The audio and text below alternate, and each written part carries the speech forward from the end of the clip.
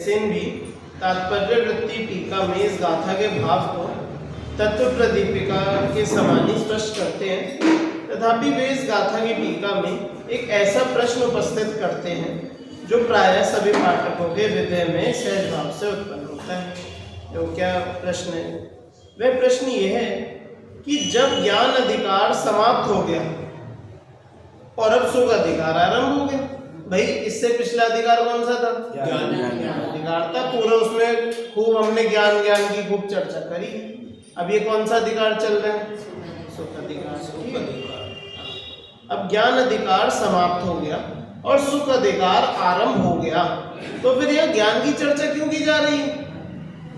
भाई ज्ञान के अभी पिछली गाथा में, इस गाथा में ज्ञान के बारे में बता रहे, फिर से ज्ञान के बारे में बताया, तो अब यहाँ पर ज्ञान की चर्चा क्यों आ रही है? भाई ज्ञान अधिकार तो खत्म हो गया, अब तो सुख की बात करो, है ना। यहाँ तो सुख की चर्चा की जानी चाहिए। मेरे चित्त में भी यह प्रश्न अनेक बार उपस्थित हुआ है और बहुत कुछ मंथन के उपरांत मैं इसी निर्णय पर पहुंचा कि आचार्य कुंद ने मूल ग्रंथ में तो अधिकारों का वर्गीकरण किया ही नहीं, अधिकारों का वर्गीकरण तो टीकाकारों ने किया है। आचार्य कुंद तो सहज भाव से एक धारा में ही प्रतिपादन करते गए हैं, अतः उनके चित्त में ऐसा प्रश्न उपस्थित ही नहीं हुआ कि सुख अधिकार में ज्ञान की चर्चा क्यों है। भाई आचार्य कुंद ने गाथा लिखी तो उसमें सोच के थोड़ी लिख रहे थे कि अब मैं ज्ञान की ऐसा चर्चा लिखूं, इतनी गाथा ज्ञान के बारे में लिखूंगा, इतनी गाथा मैं सुख के बारे में लिखूंगा, इतनी गाथा मैं शुद्धात्मा के लिखूंगा, इतनी गाथा मैं शुद्ध उपयोग के लिए, ऐसे थोड़ी। वो तो सीधा सीधा लिखते गए, वो विभाजन का उनका विचार नहीं है। ठीक है, देखो आचार्य कुंद, ये हो गया।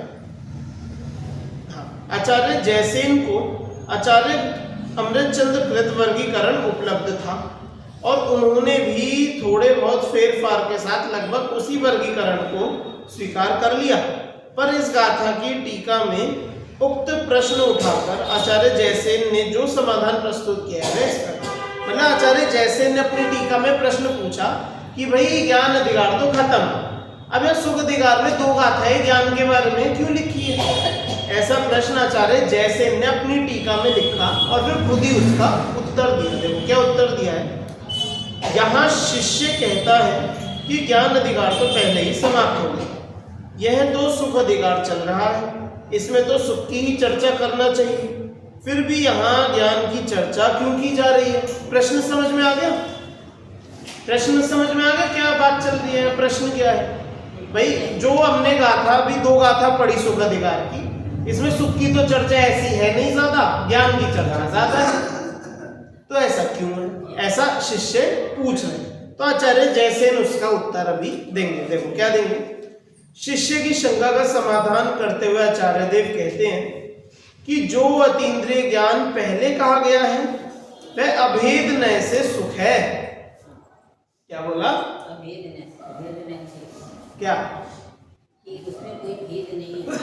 हाँ, कि पूरा पिछला जो ज्ञान अधिकार था उसमें कैसे ज्ञान की बात है? वो ज्ञान कैसा था याद है? केवल ज्ञान था, ठीक है, और अतीन्द्रियता, परिपूर्ण ज्ञान था। मतलब देखो सही है सब कुछ, इसमें ये सारी बातें हैं कि जो ज्ञान के बारे में जो हमने चर्चा की थी वो ज्ञान, देखो यहाँ जो बात है ना, क्या बोल रहे हैं कि अतीन्द्रिय ज्ञान पहले कहा गया है वह अभेद नय से सुख है, मतलब जो उस ज्ञान का धारी है, जिस जीव के वो ज्ञान है वह स्वयं ही अनंत सुखी हो गया।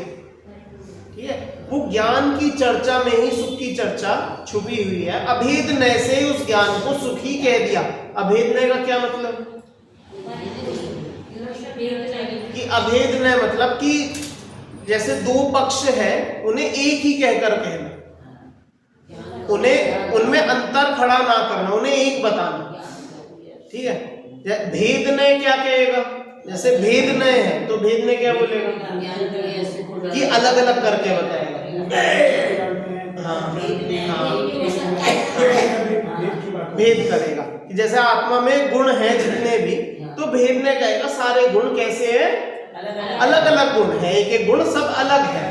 और अभेद में क्या बोलेगा एक है कि वो सभी पूरा आत्मा उन गुण समेत एक ही है। तो जिस अतीन्द्रिय ज्ञान की चर्चा की गई है पिछले अधिकार में, भाई जैसे ज्ञान की बात बता रहे हैं, तो वह जीव कैसा है कि अनंत सुखी है। कैसा? अनंत सुखी है। और किसकी बदौलत है वह सुखी? कि उसी अपने तो है, मतलब उसी ज्ञान की वजह से कि ऐसे अनंत ज्ञानी हो गए हैं कि अब उससे अनंत सुख है। तो इसलिए यहाँ कह रहे हैं कि अतीन्द्रिय ज्ञान पहले कहा गया है, वही अभेद नए से सुख है, ऐसा बताने के लिए यहाँ ज्ञान की बात की गई। ठीक है, कि वो जो ज्ञान है वही सुख है, ऐसा बताने के लिए यहाँ पर पहली दूसरी गाथा में ज्ञान से चर्चा उठाई। सुख अधिकार की शुरुआत किससे करी? सुख से की ज्ञान से? ज्ञान से। क्यों करी? क्योंकि ज्ञान ही अभेद नए से सुख है, ज्ञान से ही सुख हो। ठीक, ख्याल में आया? इतनी सी सुख का कारण। अथवा देखो दूसरी बात कह रहे हैं, अथवा ज्ञान अधिकार में ज्ञान की मुख्यता होने से हे उपादेय का विचार नहीं किया था।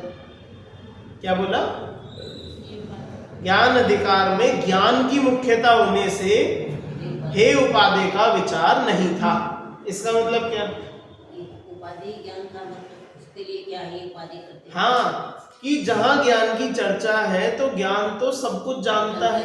ठीक है, जब ज्ञान की चर्चा करी उसमें हमेशा कैसे चर्चा करी कि ज्ञान तो सब कुछ जानता है, जगत के सभी ज्ञों को जानता है, कुछ भी उससे उसके जानने में आने से नहीं छूटता है ना। तो वहां पर हे उपादेय का विचार नहीं किया, वहां पर ये नहीं बताया कि स्व को जानने से सुख होता है, वहां ऐसी चर्चा नहीं आई पीछे। वहां ये तो बताया कि ज्ञान से सब कुछ जानते हैं तो सुखी है, लेकिन वहां पर मूल कारण कि स्वयं को जानते हैं वो हे उपादेय का भेद खड़ा नहीं किया। समझ में क्या बोलूं? वहां अंतर खड़ा नहीं किया पिछले ज्ञान अधिकार में। ठीक है, ज्ञान अधिकार में ज्ञान की मुख्यता होने से हे उपादेय का विचार नहीं था। अतः ज्ञान व सुख में हे उपादेय बताने के लिए यहाँ सुख के साथ ज्ञान की भी चर्चा कर रहे हैं। ठीक है, समझ में आया? अब ज्ञान व सुख में हे उपादेय, अब यहाँ पर जब शुरू किया ये अधिकार, इसमें बताया ना कि एक तो इंद्रिय ज्ञान होता है, एक इंद्रिय सुख होता है, एक अतीन्द्रिय ज्ञान होता है और एक अतीन्द्रिय सुख होता है ना। तो अब इनमें हम सोचेंगे ना कि भाई इंद्रिय वाले तो हे है, अलग नहीं हे है। इंद्रिय ज्ञान और इंद्रिय सुख कैसे है? और अतीन्द्रिय ज्ञान और अतीन्द्रिय सुख कैसे है? ठीक है, तो अब इस बात को शुरू में बताया, तभी तो हम सोचेंगे ना कि हाँ भाई इसमें से कि दोनों तरह का ज्ञान होता है, दोनों तरह का सुख होता है, इनमें से इंद्रिय वाले हमारे लिए खराब है और अतीन्द्रिय वाले कैसे हमें उपादेय है, ग्रहण करने योग्य। ठीक है, देखो, अतः ज्ञान व सुख में हे उपादेय बताने के लिए यह सुख के साथ ज्ञान की भी चर्चा करें।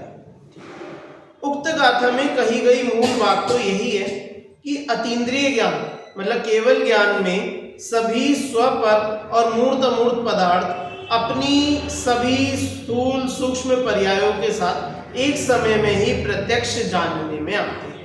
ये इस 54वीं गाथा का क्या सार बताया कि इस जगत में जो कुछ है, जैसा भी है, उसकी जितनी पर्याय हैं, उसके जितने गुण हैं, जो अवस्थाएं हैं, केवल ज्ञान उन सबको जानता है। सभी पदार्थ इस ज्ञान के जानने में आते हैं।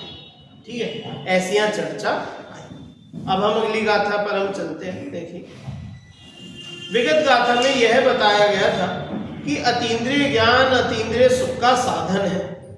क्या बोला? अतीन्द्रिय ज्ञान अतीन्द्रिय सुख का साधन है। इसका मतलब क्या कि अतीन्द्रिय ज्ञान से अतीन्द्रिय सुख होता है, उससे होता है। यदि अतीन्द्रिय ज्ञान नहीं होगा तो सुख भी नहीं होगा। ठीक है, ख्याल में? अतीन्द्रिय ज्ञान नहीं होगा तो क्या नहीं होगा? कि अतीन्द्रिय सुख भी नहीं। अतः उपादेय है। क्या उपादेय है?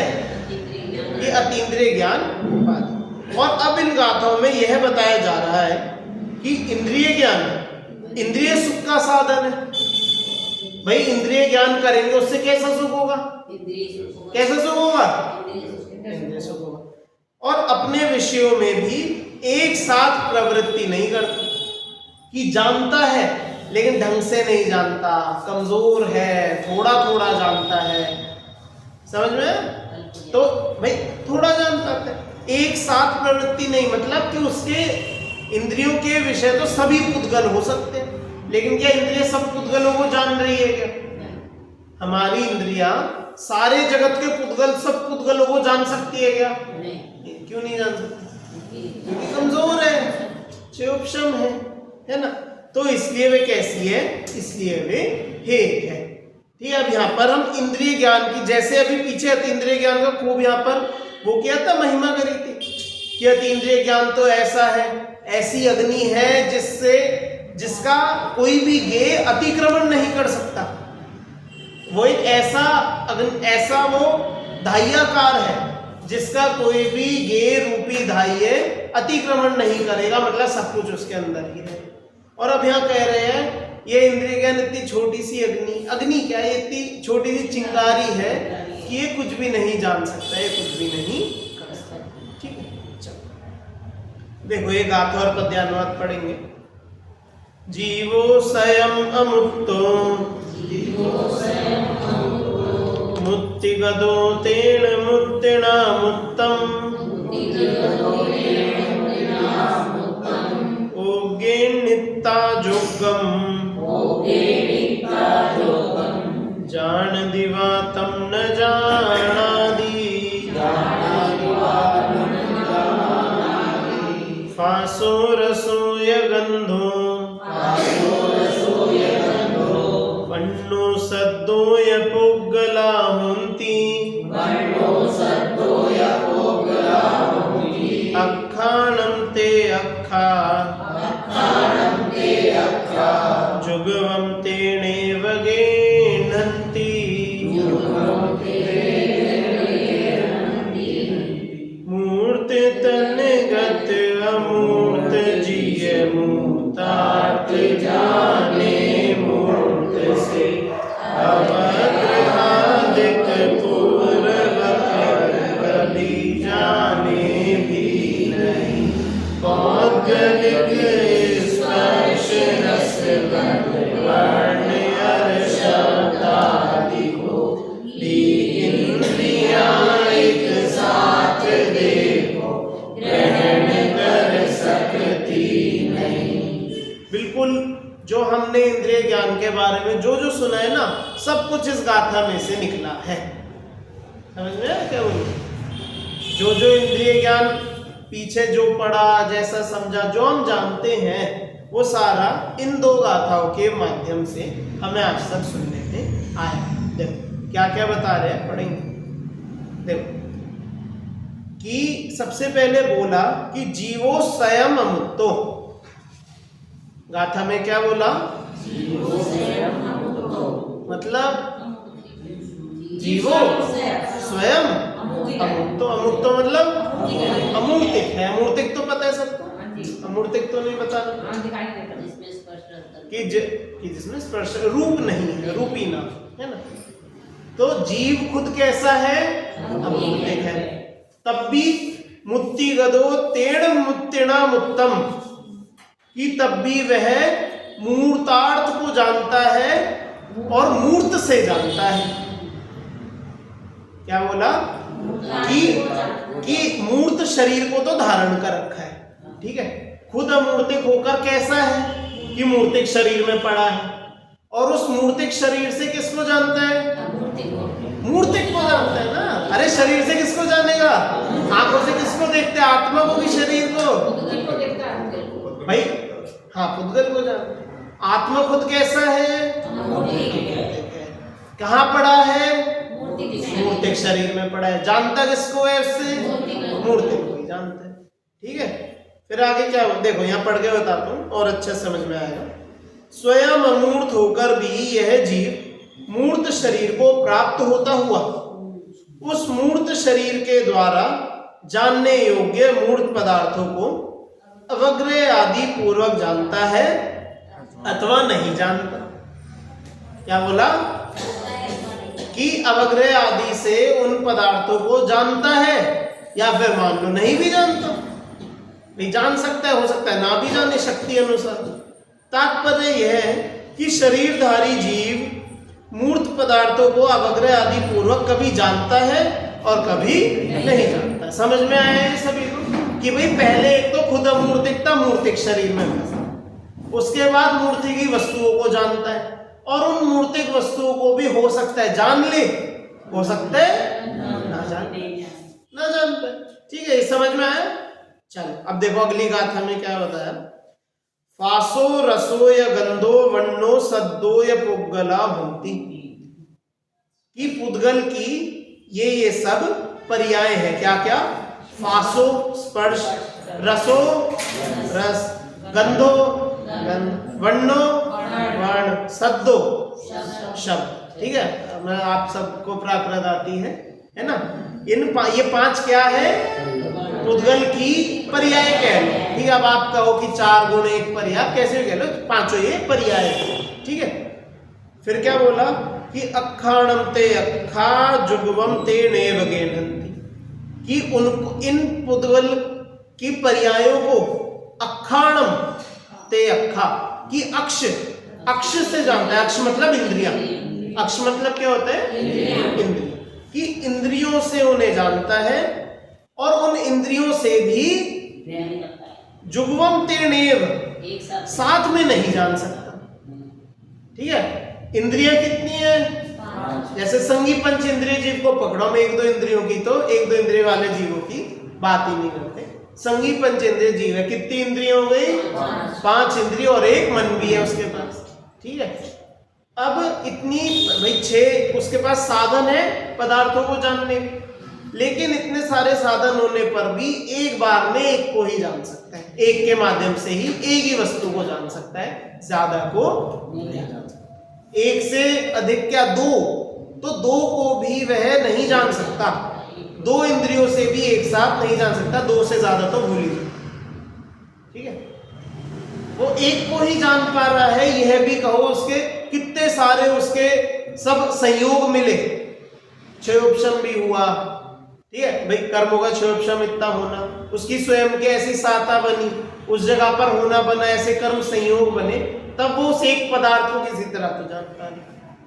ठीक है, समझ में है कि ये पुद्गल की पर्यायों को जान पाता है और उन्हें भी इंद्रियों से जानता है, और वे इंद्रिय कैसी? वे भी मूर्तिक है, और वे इंद्रियों से भी एक बार में एक को ही जान पाता है, एक से ज्यादा नहीं जानता।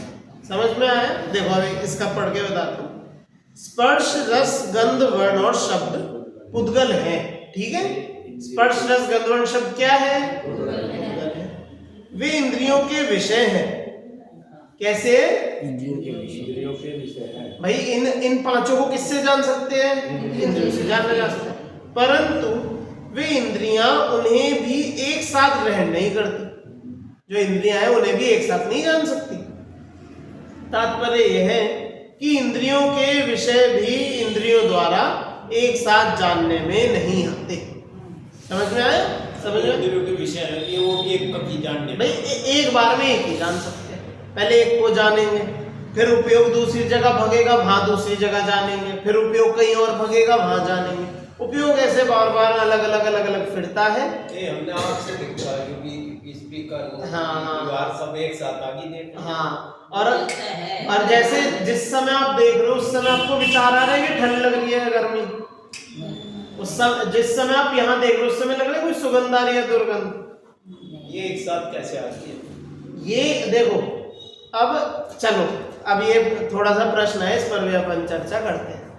अंकल जी का सवाल आया है कि भाई आंख से जैसे अब मैंने आप सबको देख लिया, ठीक है, मान लो सारे पुरुषों को एक साथ, सारी महिलाओं को एक साथ मैंने देख लिया, अभी कितने द्रव्य हो गए? ये तो बहुत सारे हो गए, लेकिन यहाँ कह रही है यहाँ तो एक बार में। तो अब देखो यहाँ पर हम एक बार में बहुत सारे द्रव्यों को, क्या हम एक को भी नहीं जान रहे। हमें दिख रहा है हमने बहुतों को जाना, लेकिन असल में हमने एक को भी नहीं जाना। हमने तो बस ये ऊपर का जितना जितना आंखों के आगे रूप दिख पा रहा है। अब मान लो, अच्छा आपने स्पीकर को देखा, जान लिया। अब बताओ स्पीकर के पीछे कितने बटन? नहीं क्यों, आपने तो स्पीकर को जान लिया। नहीं जाना भाई स्पीकर को जाना तो उसके पीछे कितने बटन बताओ? नहीं पता। क्यों नहीं पता? क्योंकि बस जितने उसका आगे आगे का जो दिख रहा है उतना ही दिख पा रहे हैं, वो कोई जानना नहीं है, वो तो उसका आगे का रूप देख रही। वो भी परिपूर्ण जाना आगे का भी। वो भी अब आगे का देख लिया, बताओ आगे जो जान लिया उसमें छेद कितने?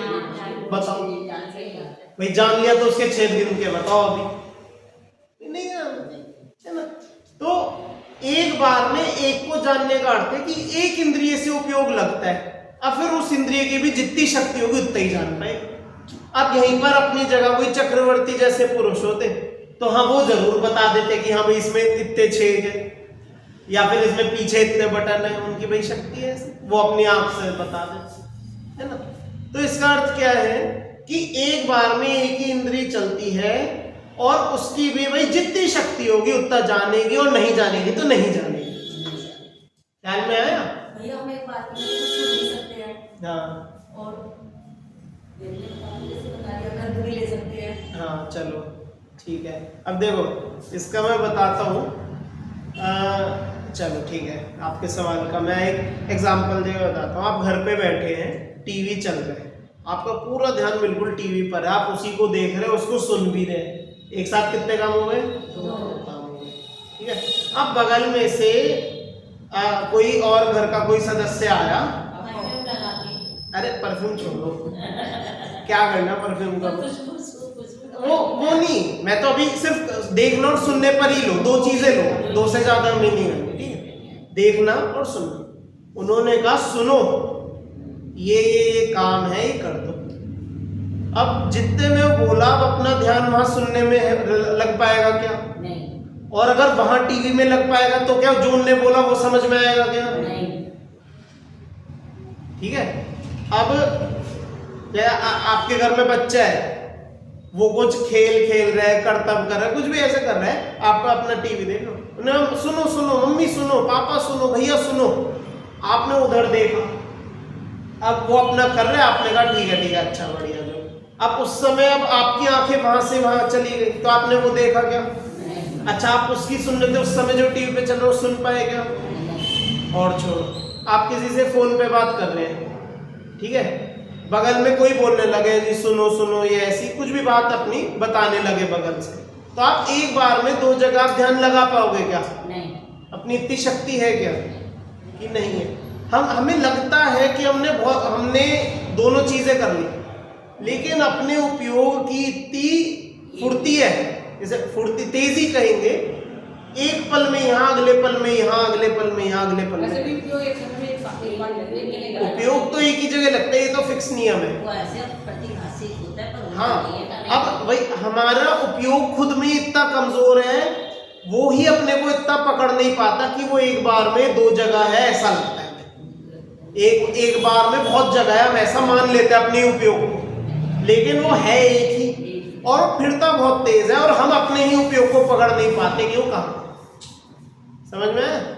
कई बार होता है देख रहे हैं टीवी, चलो अब भाई वापस टीवी देख रहे हैं, सुन भी रहे हैं, लेकिन मन में कुछ बात चल रही है कि अरे बहुत रात हो गई और ये लोग कोई भी कि घर नहीं है, बहुत लेट हो गई, आप सोच में पड़ गए, पता नहीं कहाँ हो, और इतने में टीवी पे जो कुछ चल रहा था वो आपका छूट गया, मान लो छूट गया। अब आपकी आंखें कहाँ थी? टीवी पे ही थी। आपके कान कहाँ थे? बंद थे क्या कान? सुन रहे थे नहीं सुन रहे थे? कि शब्द पढ़ तो रहे थे लेकिन सुनाई कुछ नहीं दे रहा था। आंखों में टीवी की रोशनी जा तो रही थी लेकिन दिख कुछ नहीं रहा था। क्यों? उस समय उपयोग कहाँ था? उपयोग था मन में। हाँ? क्या नहीं, देखो उदाहरण, अभी तो हम इस उदाहरण में मैंने सोचने का बोला, आप कुछ मन में विचार, और सोचते सोचते अगर कोई आपके कान में कुछ बोल रहा है ना, समझ में नहीं पड़ेगा। या तो आपका ध्यान अपने सोचने से हटे सुनने पे, तो आप सुनोगे, फिर वापस आप सोचने लगो, वापस उपयोग अपने वहां विचार में चले जाए, सोचने में चले जाए। जल्दी जल्दी फिर जरूर सकता है, लेकिन एक बार में 2 जगह नहीं, किसी भी हालत में किसी भी कीमत पर उपयोग दो जगह नहीं हो सकता, नियम से एक ही जगह रहे। ठीक है, यहाँ रहे वहां रहे, भागा भागे ऐसा होता रहे, वो हो सकता है, वो समझ। ठीक है, समझ में आया? तो इसका क्या अर्थ है कि अपनी इंद्रियां इतनी एक तो शिथिल, बहुत कमजोर, फिर उसमें भी शक्ति कम है, उसमें भी उपयोग यदि होगा तो ही जानेगी।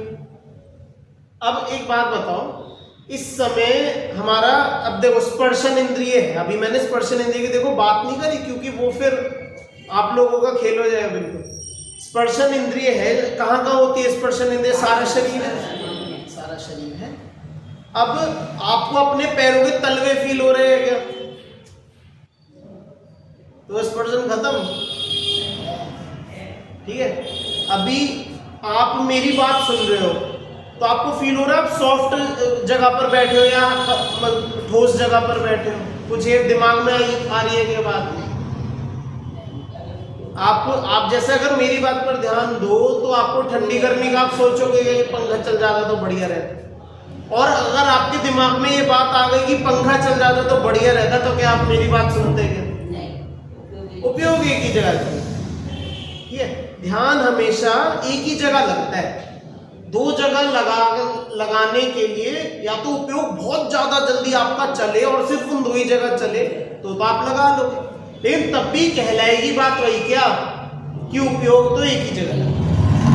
ठीक है, तो इंद्रिया पहले ही कमजोर, उसमें भी उपयोग होगा तो ही जानेगी, उसमें क्षम होगा तो ही जानेगी, है ना?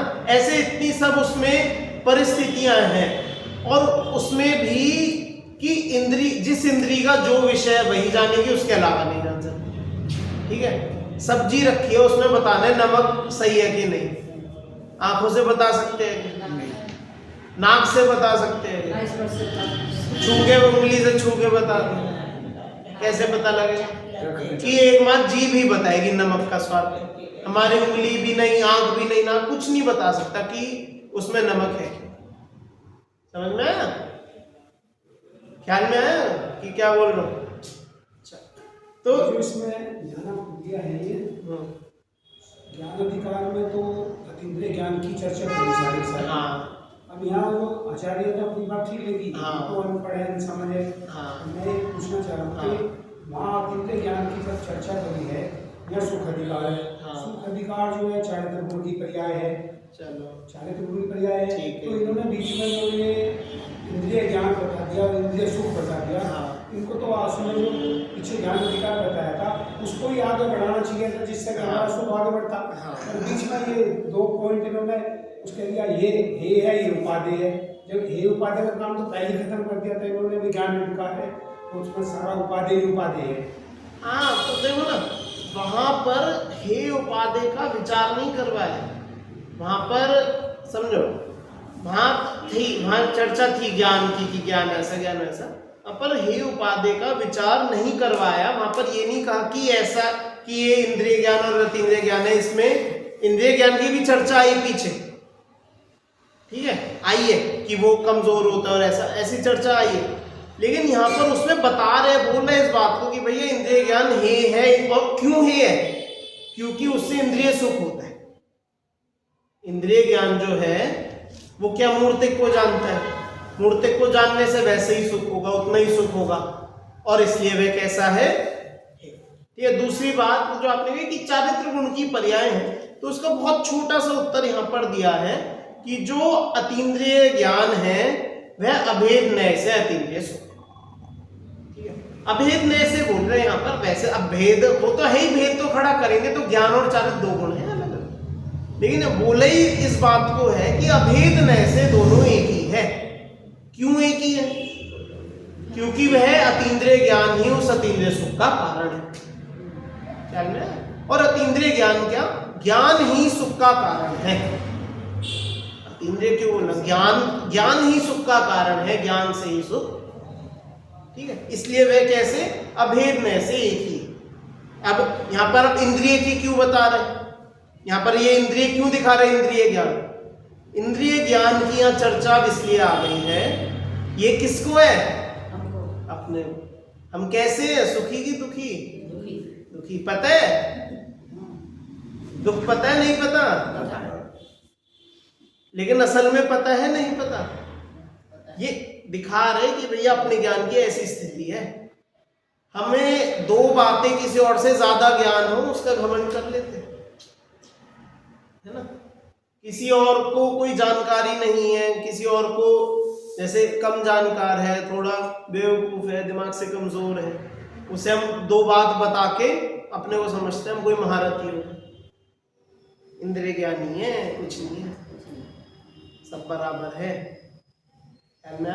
इंद्रिय ज्ञान तो ये हमारे सुख की हमारी स्थिति दिखा रहे हैं, कितने सुखी कितने दुखी है। देखो थोड़ा टीका पर चलते हैं, समय अब हो रहे हैं ना। देखो ये समझ में आ गया वैसे कि इंद्रिया जो है वो मूर्तिक को जानता है और आत्मा उन इंद्रियों से जानता है। आत्मा खुद अमूर्तिक है लेकिन मूर्तिक शरीर में फंसा है, अमूर्तिक पदार्थ को जानता है ना। और उसमें भी जान लिया तो जान लिया, नहीं तो नहीं जान लिया। देखो अब इसकी हम टीका सीधा पढ़ते हैं। इन गाथाओं का भाव आचार्य अमृतचंद्र तत्व प्रदीपिका में इस प्रकार स्पष्ट करते हैं। इंद्रिय ज्ञान में उपलम्भक मतलब जानने में सहयोगी इंद्रिय, मतलब इंद्रिय ज्ञान किससे होता है? इंद्रियों से होता है। तो इंद्रिय ज्ञान में उपलम्भक भी मूर्त है। इंद्रिय ज्ञान किससे होगा? इंद्रियों से। इंद्रिय कैसी है? मूर्तिक की मूर्तिक।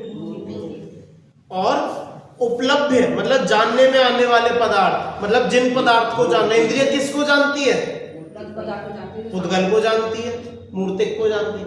तो जिस इंद्रिय ज्ञान जिससे जानता है वह भी मूर्तिक, और जिसको जानते हैं वह भी मूर्तिक। उपलब्ध मूर्तिक है और उपलम्भक है ना। स्वयं अमूर्त होने पर भी यह इंद्रिय ज्ञान वाला जीव, क्या बोला कि बेचारा जीव खुद तो अमूर्तिक ठहरा, खुद इंद्रिय ज्ञान वाला होने के बावजूद भी वह अमूर्तिक ही है।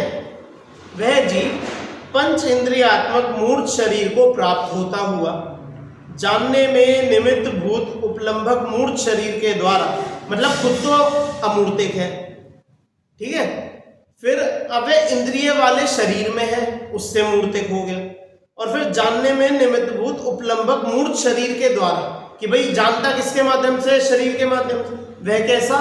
कि वह शरीर भी मूर्तिक। तो शरीर के द्वारा जानने योग्य स्पर्शादिवान मूर्त वस्तुओं को अवग्रह रूप जानता है। कि भैया शरीर से जान रहा है वह मूर्तिक, इंद्रियों से जान रहा है वह मूर्तिक, उद्गल को जान रहा है वह भी मूर्तिक। और कितना जानता है? कि अवग्रह आदि रूप जानता है। उससे आगे शुद्धि के सद्भाव अनुसार कदाचित इहा आदि रूप भी जानता है, और कदाचित शुद्धि के अभाव में नहीं जानता, क्योंकि इंद्रिय ज्ञान तो परोक्ष है। ठीक है। अब जैसे मैं अंकल जी स्पीकर देख रहे थे, ठीक कह रहे हमने देख लिया। अब इन्होंने बस ये देख लिया काला है, ऐसा डब्बा सा है, चौकोर सा है, प्लास्टिक का, लोहे का, ये सब देख लिया। इतने इन्हें अवग्रह इहा होके रहे। अब उसमें इन्हें ये इहा हवाएं नहीं हुई कि इसमें कितने छेद थे, इसमें कितनी बिजली थी, इसमें कितने बटन थे, ये अवग्रह इहा हुई नहीं। तो इसलिए आगे उनको जानने का ना तो यत्न हुआ और ना ही जानने की शक्ति ही थी। दोनों ही बात है कि ना तो जानने का यत्न हो पाया और ना जानने की शक्ति हो पाई, है ना। तो यहाँ क्या बोल रहे हैं? यही तो बता रहे थे वो कि पहले तो वस्तुओं का अवग्रह आदि से जानेगा पुद्गल को, फिर उसमें यदि शुद्धि के सद्भाव अनुसार कदाचित इहा आदि रूप भी जानता है कि अगर शुद्धि इतनी बनी, अपना ज्ञान इतना निर्मल हुआ, इतना उससे कर्म का क्षोभन हुआ, तो जान लेगा, थोड़ा और एक्स्ट्रा जान लेगा। और यदि शुद्धि का अभाव हुआ तो नहीं जानेगा। ऐसा क्यों है? क्योंकि इंद्रिय ज्ञान परोक्ष है। परोक्ष मतलब कि पर के निमित्त से, पर के सहारे से होता है। निमित्त भी क्या बोले? यहाँ तो बोलेंगे पर के वजह से होता है। परोक्ष ज्ञान कैसा? कि पर को ही जानेगा और पर के सहारे से ही जानेगा, ठीक है। पर को जानेगा ऐसा नहीं, पर के माध्यम से जानेगा, इतना ही। चल, परोक्ष ज्ञान परमार्थता अज्ञान में गिने जाने योग्य है। क्या बोल दिया? परोक्ष ज्ञान तो अज्ञान है भैया। परोक्ष ज्ञान कैसा? कि अज्ञान में गिने जाने योग्य है, क्योंकि आत्मा का चैतन्य सामान्य के साथ अनादि सिद्ध संबंध होने पर भी अति दृढ़तर अज्ञान रूप तमोग्रंथि द्वारा आवृतात्मा पदार्थों को स्वयं जानने में असमर्थ होने से प्राप्त और अप्राप्त पर पदार्थ रूप सामग्री को खोजने की व्यग्रता से अत्यंत चंचल व अस्थिर होता हुआ और अनंत शक्ति से च्युत होने से घबराया हुआ महामोह मल्ल के जीवित होने से पर को परिणमित करने के अभिप्राय से पद पद पर ठगाया जाता है। देखो हमने तो परोक्ष बोला कि पर का निमित्त, यहाँ कितना सारा बता दिया परोक्ष के बारे में। एक बार फिर से पढ़े, बस इतना पढ़ के फिर अपन विषय पूरा करेंगे, इसका अर्थ हम करके चलते। पर ये परोक्ष ज्ञान परमार्था ज्ञान में गिने जाने योग्य है। क्यों? अब देखो ये थोड़ा थोड़ा करके समझेंगे तो अच्छे से समझ में आएगा। क्योंकि आत्मा का चैतन्य सामान्य के साथ अनादि सिद्ध संबंध होने पर भी, सबसे पहले क्या बोला कि आत्मा का जो अपना चैतन्यपना है, चैतन्यपना मतलब ज्ञान दर्शनपना, उसके साथ अनादि संबंध है कि अपना ज्ञान दर्शन जीव का अनादि से है और अनंत काल रहेगा। ठीक है, उससे अनादि सिद्ध संबंध होने पर भी अति दृढ़तर अज्ञान रूप तमोग्रंथि द्वारा आवृत आत्मा, कि भैया आत्मा पर क्या ढका है? अज्ञान रूपी तमोग्रंथि, तम का एक ऐसा गठरा उस आत्मा पर बंधा है। ठीक है, तो वह आवृत आत्मा पदार्थों को स्वयं जानने में असमर्थ होने से, भाई आत्मा प्रत्यक्ष तो किसी पदार्थ को जानने में समर्थ नहीं है। क्यों नहीं है? क्योंकि अज्ञान ने उसको जकड़ रखा है। असमर्थ होने से प्राप्त और अप्राप्त पर पदार्थ रूप सामग्री को खोजने की व्यग्रता से कि यह जीव जानने की शक्ति तो कुछ नहीं रखता, मतलब ज्ञान है, ज्ञान की अनंत शक्ति है, लेकिन प्रकट रूप से यदि कोई अनादि जीव को हम ऐसे देंगे तो उसमें जानने की शक्ति तो है नहीं, अज्ञान से भरा पड़ा, लेकिन जानने की इच्छा इतनी है, इच्छा इतनी अधिक है कि उससे बिल्कुल रहा नहीं जाता। इच्छा की व्यग्रता, उसकी जानने की व्यग्रता बहुत ज्यादा है। क्या बोला कि पर प्राप्त अप्राप्त पर पदार्थ रूप सामग्री को खोजने की व्यग्रता से, कि इतनी व्यग्रता है कि उनको जानने की बहुत तीव्र इच्छा है और जानने की शक्ति है नहीं। तो फिर कैसे जाने? कि अत्यंत चंचल व अस्थिर होता हुआ कैसा हो जाता है जीव? कि जब इतनी व्यग्रता होगी कैसा होगा? बहुत अस्थिरता आ जाएगी, ये जानो वो जानो ये जानो, उपयोग बार बार भगेगा दौड़ेगा, ऐसा हो। और अनंत शक्ति से च्युत होने से घबराया हुआ, कि जानने का पोटेंशियल, ज्ञान की क्षमता कितनी? अनंत पदार्थों को जानने, लेकिन जानने की अभी प्रकट शक्ति कितनी? कि कुछ भी नहीं जानना, है ना। तो उस अनंत शक्ति से च्युत होने से, अब भैया अनंत शक्ति थी लेकिन प्रकट नहीं हो पा रही, तो उससे घबराया हुआ, जानने की शक्ति है लेकिन वो चल नहीं रही। समझ रहे हो? जैसे एक युद्ध में एक सोल्जर है, उसके पास बंदूक है, खूब सारे उसके हथियार है, वो सोच रहा है कि मैं अकेले जाऊंगा, अकेले इतने दुश्मनों को मैं ढेर कर दूंगा, मार दूंगा, और वो जाए अपनी बंदूक उठाए, चलाए और वो चले ही ना। वो कुछ भी कितनी कोशिश करे, उसके हथियार काम ही ना करे, वो जो अपना हथियार उठाए सब फेल हो जाए, लेकिन हथियार खूब कितने ही हो लेकिन सब फेल। ऐसे ही देखो यहाँ पर ये जो बोल रहे ना कि अनंत शक्ति से च्युत होने से घबराया हुआ, कि खूब शक्ति थी लेकिन अब नहीं चल, ज्ञान बहुत है लेकिन चल नहीं रहा, वश में नहीं है ज्ञान अपने। समझ में आ रहा है? अपना ही ज्ञान अपने वश में नहीं है, क्योंकि अज्ञान से भरा पड़ा है। जैसे देखो इसका भी उदाहरण हम ऐसे समझे, लकवा मारते हैं शरीर में, पैरालिसिस होते हैं लकवा। तो पैरालिसिस मैं नहीं मानता वैसे आप लोगों में से किसी को हो, पर आप जानते जरूर होंगे किसी ना किसी को जिनके हुआ है। अब आप उनसे पूछो ने कैसा फील होता है लकवे में, अब वो बताएंगे कि भैया चलता ही नहीं, शरीर चलता ही नहीं। अब आप सोचो पता नहीं कैसे नहीं चलता, समझ ही नहीं आता। आप मतलब उसे इमेजिन करने के लिए बहुत आपको दिमाग लगाना पड़ेगा कि आप जैसे हाथ यहाँ रखा है, आपने उठाया उठ गया, लेकिन लकवे में ऐसा आप उठाओगे पूरी ताकत लगाएगी, ताकत लगेगी नहीं। उठेगा ही नहीं। देखो इसका भी एक वैसे होता है कि ये जो ये चौथी वाली उंगली होती है, अंगूठे से चौथी उंगली, उसको ऐसे खोल के रखो सतह पर और उसे उठाने की कोशिश करो, वो उठती नहीं। बाकी सारी उंगलियां उठ जाती है, ऐसे हाथ रख के बाकी सारी उंगली उठाओ, उठ जाएगी, लेकिन उसको अकेली को उठाओ तो ऐसे ऐसे उठती नहीं, वो चलती नहीं। तो ताकत आप कितनी ताकत लगा लो, उसमें दर्द हो जाएगा लेकिन वो हिलके नहीं देगी। इसे कहते हैं निर्बलता आना, मतलब कहने को शरीर अपना अपने हाथ में अपनी ताकत, लेकिन आप उसे खुद को नहीं चला सकते। ऐसी ये ज्ञान अनंत शक्ति थी, लेकिन उससे च्युत हुआ, घबराया गया, अरे भैया चल मैं जान नहीं पा रहा, बहुत व्यग्रता है इस जीव को।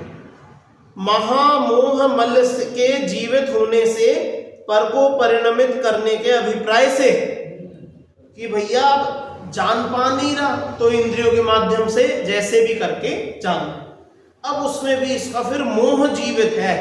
मोह बोलते हैं अरे देख क्या रहे, देखो ऐसे कर दे कि वो तुझे प्राप्त नहीं है, उसे जाके पा ले, जीत ले, हासिल कर ले, प्राप्त कर ले। और फिर उससे क्या होता है, अब पर द्रव्य को परिणमन करने की अपनी इच्छा और प्रकट होती है और बलित होती है, और उसे परिणमित करने के अभिप्राय से पद पद पर ठगाया जाता है। मिलता क्या अंत में कि वो जो शक्ति थी वो शक्ति रह गई, प्रकट ही नहीं हो पाई। जो जानने का जो कार्य था वो वैसे ही रह गया, इंद्रियों से ही जान पा रहे, निगोद में जाएंगे तो भी इंद्रियों से जान पाएंगे, किसी भी परिस्थिति में चले जाओ इंद्रियों से ज्ञान होता रहेगा, मोह अपने को नचाता रहेगा। अतः परोक्ष ज्ञान ही है।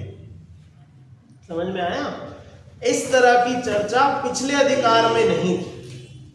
समझे कि भैया इंद्रिय ज्ञान के बारे में बात खूब बताई, लेकिन वो ऐसा है कि भैया वो तुम्हारे साथ क्या कर रहे हैं, ऐसी चर्चा नहीं है पिछले अधिकार में। इसलिए यहाँ पर ये कह रहे सुख अधिकार में, इसलिए इसे इतना बुरा बता रहे कि वो इतना ही है, अनादिकाल से उसने ही अपने को इतना फंसा रखा है। अब चर्चा तो अभी आगे है, थोड़ी बची अब, क्योंकि समय अधिक हो गया है।